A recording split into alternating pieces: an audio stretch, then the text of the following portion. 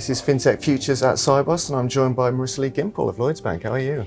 Very good, thank you, Paul. Enjoying the conference so far? Yes, it's been a really busy Sibos, but very exciting. Excellent. Well, to get started, then, I want to give a quick introduction to yourself and your role there at Lloyds. Sure, Paul. I run the solution development and innovation team at Lloyds Bank, covering working capital, trade, and lending solutions.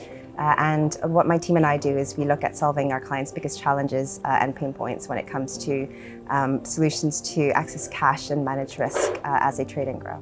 Excellent. So with the current macroeconomic environment as it is at the moment, just how turbulent are trading conditions then, and what are the biggest challenges that are being faced? Sure. I think businesses are facing kind of known and monitored challenges and conditions like reduced demand, or it could be increased overheads fueled by increased energy prices, etc. And these are kind of known metrics that they're monitoring. But in this interconnected world of supply chains, but some of the biggest barriers would be in areas where something that happens deep or hidden within the supply chain can really impact businesses throughout it. So some of the biggest barriers would really be around getting that visibility of what's happening in the supply chain. And I guess all that results in just an overall total cost of doing business, increased uncertainty, increased cost of doing business. So that makes it ever more important for companies to really focus on optimizing working capital. So how can businesses, access cash? How can businesses, suppliers, and their suppliers access cash and mitigate risk as they trade? But then visibility becomes so important as well. And also the ability to be agile, to be much quicker in terms of spotting things, making decisions, making changes, and so on.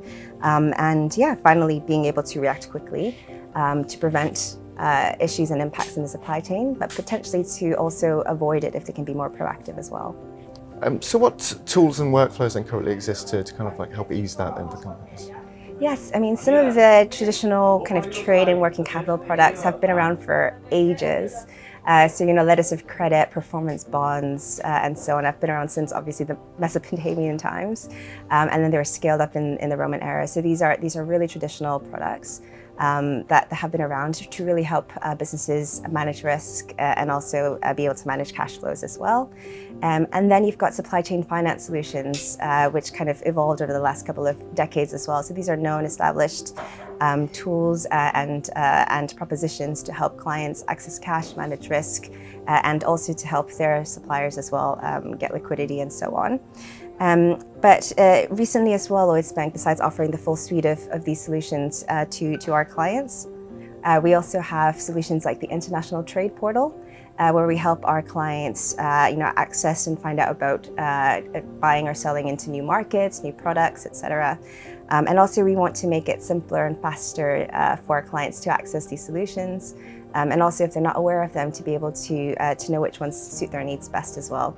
So we've kind of designed tools enabled by technology for our clients to be able to manage that all a lot simpler, quicker, without friction.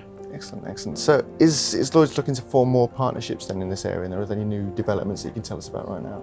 Yes, so I mean, we take a customer-centric approach to innovation. So we look at what key challenges and pain points that our clients and businesses have, and we look at solutions to address those. So obviously we can't afford to build everything on our own.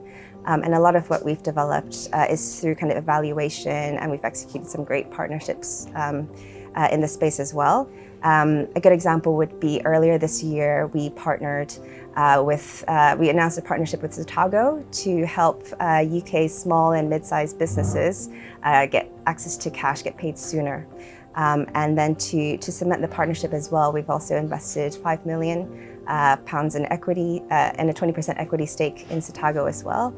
And that's a really exciting proposition, looking at a digital end-to-end solution that covers both single invoice financing as well as whole book factoring as well. So that's a really exciting one, and that's one example. But we look to partnerships to help us kind of launch solutions in an agile way. So whether it starts with a proof of concept or pilot, or builds onto something, a full-scale kind of solution as well. It's definitely a part of how we develop solutions at Lloyds for our clients. Excellent, excellent. And looking to the future then, what new technologies or use cases are you quite excited about then in the space? Well, something that we've already been doing for clients to help them connect to one to connect to many, because there's often a lot of different kind of tools and solutions out there. And I'm quite excited to take that one step further to make the solutions, the trade, working capital, financing solutions that we have just become more embedded in what our clients do day to day. So they're key job to be done, so that it's almost invisible or seamless, and just so friction-free to access as well. And kind of, I'm really excited to be able to do that, whether it's in the supply chain space, supply chain visibility as well, where the financing component and the risk mitigation component can just be so seamlessly combined with all the other jobs that that our clients need to do it kind of in that space. So yeah, very excited about that piece. Also about when it comes to using these tools and solutions to help our clients achieve other very key goals that they have. Great. So I moderated a talk on Monday about whether interoperability and bridging digital platforms in the trade finance area is a possibility or a pipe dream. What's your take on that? Is that something to look forward to going forward?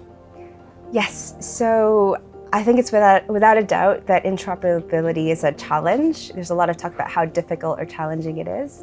But I think that it's just a necessity. It just has to happen, because without interoperability, then you don't get the scale and you don't get the benefits as well. There's no point having different solutions where you have to use, you can only use one digital trade solution for one part of the flows, and then have to depend and rely on others as well to achieve that. And I guess how might you go about that? I think there's potentially two ways. You could have different digital solutions side by side, but as long as it's so seamless and easy to access each one, then that's fine as well.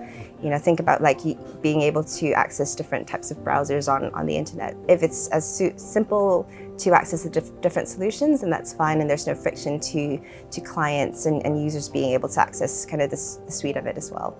And of course, the other ones is just the other angle to it is potentially looking at just being able to have similar standards and so on, so that you could actually originate something in one platform and someone could receive it in another, and they talk to each other.